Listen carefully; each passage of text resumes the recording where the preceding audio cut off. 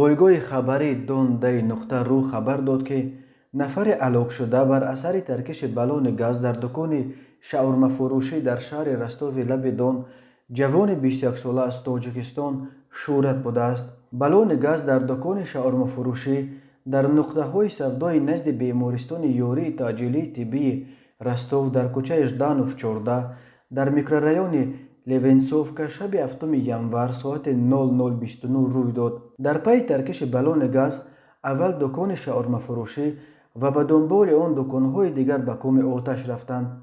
به سیاوش سوختارنشان چند ساعت لازم شد تا آتش را فرو نشانند. در ویدیوی نشر شده از جای حادثه دیده می شود که چگونه از نقطه های سودای نزد بیمارستان علنگه آتش به آسمان بلند می شود. بر اثر ترکش و سوختار 3 نفر جراحت برداشتند. شهرت که 100% بدنش سوخته بود به بیمارستان یوری تعجیلی انتقال داده شد، ولی طبیبان او را از مرگ نجات دادن نتوانستند.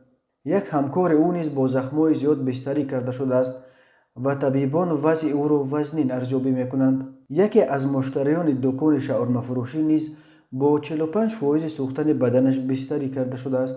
حالا تفتیشات حادثه ترکش بالون گاز که باعث مرگ انسان شد ادامه دارد. امکان دارد که بر اساس نتیجه های تحقیقات به ضد صاحب دکان شاورما فروشی پرونده جنایتی بگشایند.